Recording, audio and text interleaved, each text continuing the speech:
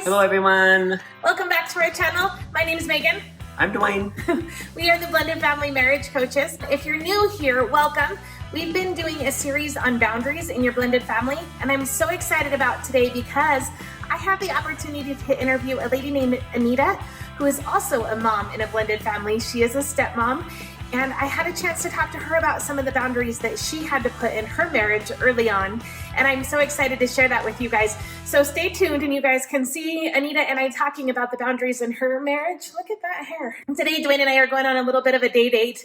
I'm super excited to get out and get some fresh air. So stay tuned. Maybe we'll put that in the video a little bit with the interview with Anita. We'll see. I don't know what today will bring, but we will see. So thank you guys once again for joining us. If you want more information on boundaries in blended families, be sure to check out our latest two videos. I always put them over Dwayne's face. That's not very nice. Video number 1 discusses what boundaries are, why you need them, and how they're important. Video number 2 discusses how to communicate boundaries within your blended family. So check those out before watching this to communication with Anita. Thanks, guys. Stay tuned. So hi, Anita. How are you?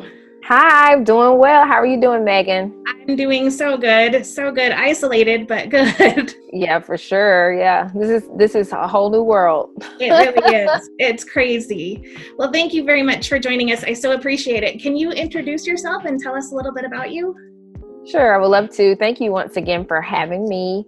My name is Anita Lee. I'm a doctor of physical therapy, and I'm also a wellness coach for busy moms. So I provide one-on-one coaching to help mothers optimize their time, to help them establish fitness goals, and also to leave a legacy of wellness for their kids. I'm currently in Alabama, and I am, like I said, so happy to be here. That is awesome. I love the idea of leaving a legacy for your children. That's amazing because it's so true. That's really what we live for, is to leave a legacy for our kids. And you are in Alabama, but you work virtually. So you work with moms all over? Yes, I work with moms all over the world via the internet. And I launched last year in 2019 of November. And so I've just been honored to walk with mothers who are just trying to navigate through the spot of having toddlers and preschoolers, but also they're concerned about their health and wanting to make sure that they are setting a good example for their kids. That's amazing. That fits right in line with what we're doing, because our goal in our marriage, my husband and I's big goal in our marriage, is to show our kids what marriage is supposed to look like. That's right. Given the unique dynamic of our blended family, they have already seen what failed marriage looks like. I want to show them what a true marriage looks like, so that way the legacy will continue with our kids as well. I love that. That's awesome. It gives us something to fight for when we know that we're fighting for our kids as opposed to ourselves. So Anita, we have been talking a lot lately about boundaries within the blended family marriage. Just a quick review. I compare boundaries. It's like the game, the red light, green light game. Do you remember that as a kid? Mm-hmm. Mm-hmm. So often we're playing that game and everybody's walking around with a green light. But when a red light is supposed to be called and it's not, or it is called, but the other player doesn't hear that red light and doesn't stop, that's when boundaries need to be established and when things need to be put forth. Have you experienced things like that in your marriage? Yes, absolutely. And we also have a blended family. And at first, before those boundaries were established, that's when it was kind of rocky and rough. And once those boundaries got in place, I think everybody was on one accord and we were able to move forward, of course, with the Lord in the center of it all. He was able to just guide us and help us to have grace for one another. And it's a beautiful picture of his love right now. That is amazing. So tell us more about you. How long have you guys been married? How many kids do you guys have? Do you have any together or just yours and mine? So we've been married for 8 years. Awesome. And funny story how we met. We actually went to the same church, and I was the minister of music at the time. So I'm directing the choir, and there's a part in the service where the pastor gives the opportunity for new people or new guests to come and introduce themselves. So everyone, is passing the mic around, and he stands up and he's like, "Hi, I'm Quentin, and the Billboard invited me." And I was like, "What?" Like, that is so lame. Oh my gosh. But anyway, I ended up marrying him. Came great friends, working together, serving together in the church. And I knew that he had a daughter. At the time, she was 6 or 7. And so I knew he had a daughter. I met her, fell in love with her as well. We got married in 2011.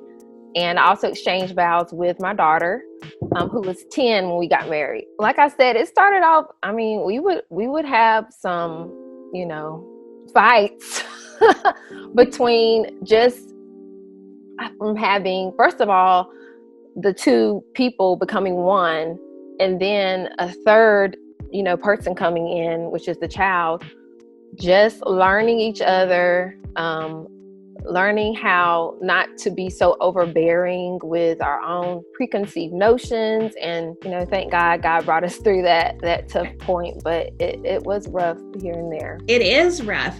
In a traditional marriage where there isn't a blended family, there's this dynamic of the husband and all of his nuclear family that he has. So he's got his parents and his siblings and everything else that has established his life up until that point. And the wife brings the same thing into the marriage. Add the child as a dynamic, and that child brings essentially the same thing into the marriage as well.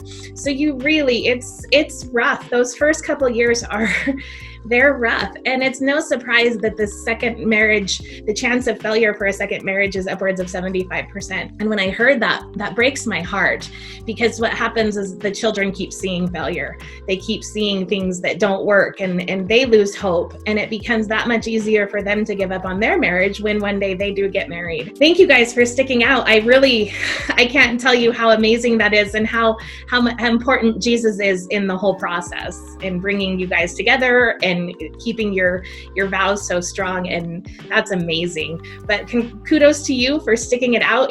9 years or 8 years? 8. It'll be 9 in August. That's amazing. Congratulations. Yay. I love. I know. It doesn't seem like it goes by so quick. I was like, oh my gosh, we're almost married for 9 years. But I've enjoyed it. He makes me better, and I make him better in turn, and he adds so much value to my life. I love you, baby. When you watch this, he's downstairs with the kids. Oh, totally understand. So have you guys had kids since then? Yeah, so my daughter is 18. She'll be 19 in a few weeks. And then I have a 6-year-old and a 4-year-old. That's amazing. Yay. Well, congratulations. So can you think of some specific boundaries that either you guys had to talk about and establish before it became an issue, or one that was an issue and you guys really had to work through in order to be able to move forward from that point? So yes, absolutely. The first boundary, or the first thing that we had to recognize, is that his name is Quentin. My husband's name is Quentin, and my daughter is Kaisha. So I had to realize that they had a bond there before I moved in. He had custody of her 2 years before we got married, full custody, which is awesome, which is great. And we wanted that to be established before we got married. And I remember just praying, I was like, God, make a way to where he would get custody of her, so that they can work on their bond and their relationship before I come into the picture. And it happened. So when we got married, that was a boundary, or that was a bond that I needed to recognize and not try to change. Right. So for an example, there would be times that there would be conversations that him and her, would have about me, in a positive way. And he would, let her know, like, hey, this is my wife now, things are going to be different, those types of conversations. And I would try to jump in there, or, come in the room, and he was like, pause, let me handle this. And so I had to be okay with him addressing certain things and not getting offended by that. You know what I mean? Yeah. And so that was one boundary at the beginning that I had to recognize, and I think that helped to let our relationship flourish. That's so important, to recognize the bonds that have already been created Yeah. while others need to be created at the same time.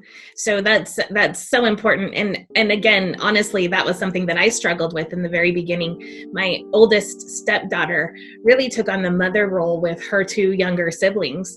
And that was hard for me because now I'm the mom in the house. Like, I don't know who you think you are. Right. Yeah. And that was really hard for me. And we had to put some boundaries around that as well. Not only for my sake, like, no, this is who Hannah is, and this is the relationship that she's established, but also for Hannah's sake, that now you can kind of take a step back from that. The pressure is off of you. Pressure's off. Yeah, that's so important. And how did you guys realize that? How can you kind of tell me how that came about? Like, what did your husband have to step up and say, look, I need to still have this time with my daughter? Or is it something that you had to do internally to kind of wrestle with? No, he would tell me out front. We're very straightforward people when it comes to things like that. And so he told me, he was like, I love you, but like, let me have this one. Like, let me have this talk. And there were times where I would come in and both of us would talk to her about certain things. But there were other times, like I said, with family dynamics from his family and her family, like they had to talk that out. And I stepped back and I totally, understood it. Me being, trying to be obedient and submissive. It always works in our favor when we do that. Absolutely. And how is your guys' relationship now? How's your relationship with your daughter now? It's beautiful. Like I said, we've come a long way. We're very close. And now she's an adult. And so it's an interesting balance that I have to play right now because I'm still mother. However, I have to let her grow up. I have to let her make mistakes. And so just, learning and kind of enjoying that, moment, letting her learn. And she's at home now. She wasn't, but of course, because of all the COVID situation, she's back at home. So it's just been nice having her home and having her around so that we can, do girl talk and all that fun stuff. Yeah, we are really transitioning. All of our kids are in the ages between 22 and like 18, almost 19. And then we have a 14-year-old. But those older kids, we're transitioning from parenting children to parenting adults. And that's such an interesting transition. It is. And I think about how my relationship is with my mom. Like, I still call my mom and ask her what I think are dumb questions. Like, Mom, how you make that? She's like, Anita, how many times have you seen me make this? But I get that picture now. Like, I'm living that out right now. So it's right. fun. Right. Yeah, I am too. And it's the thing that I always use is I remember the first Thanksgiving that we were all together and our oldest was sitting around the table with us and she passed whatever vegetable like across her plate. Like, she wasn't going to put the vegetables on her plate at Thanksgiving. She's like 20 years old. And I'm like, no, you need to eat those vegetables. Yes. And I, as a wellness coach, like, like my younger two kids they eat whatever I give them because we don't do the whole, make 5 meals. No, we're making one meal. This is what you're going to eat. Are you going to go hungry? So, her coming back, I'm like, she's an adult. She can eat. She can choose what she wants to put in her body. She knows the effects of what she's putting in her body, but that is her choice. And so, I'm still cooking up my veggies and all the healthy foods, but she can choose to eat it or not. And I have to be okay with that. Right. I think that's a beautiful dynamic of how boundaries can change. As the relationship develops, boundaries can change. And that's one of them that I had to let go of because in the beginning, when I first married Dwayne, his kids, I walk on this carefully because I never want to insult anybody, but his kids were used to easy meals, either drive through or whatever's frozen that they can throw in the oven or something like that. And I enjoy cooking and I get offended if people don't eat what I cook. So they really were, like, they would pick onions out of my ground hamburger. Like, are you kidding me? How do you even find that onion? And that was a boundary that I had. Like you, I'm like, I'm not cooking anything else. This is what's for dinner. But now as they get older, that boundary is definitely changing. And it's kind of funny to watch that dynamic. Yeah, we went through the same thing. That was actually, most of our battles were about food between me and my daughter. And eventually she learned like, okay, she's not budging on this. So I would still, cook certain things that she would like. But I would not go out of my way to buy junk food or, spend money. We got to a certain point to where money was very tight.